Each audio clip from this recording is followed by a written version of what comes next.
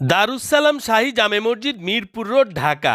মিরপুর রোডের কোলাহলের মাঝে দাঁড়িয়ে আছে এক নীরব প্রার্থনার আশ্রয়। বাইরের ব্যস্ত শহর যেন তার দেয়ালে এসে নিজের শব্দ হারিয়ে ফেলে। মসজিদের সম্মুখভাগে নকশা আর ক্যালিওগ্রাফির অলঙ্করণ সাধারণ অথচ মর্যাদাপূর্ণ। স্থাপত্যের কোনো আড়ম্বর নেই, আছে আত্মার গভীর প্রশান্তি।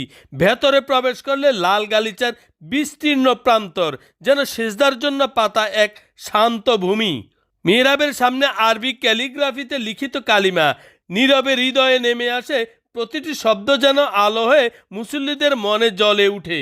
এখানে সিজদায় নত হলে সময় থেমে যায়, শুধু থাকে বান্দা আর তার রবের নিভৃত সংলাপ।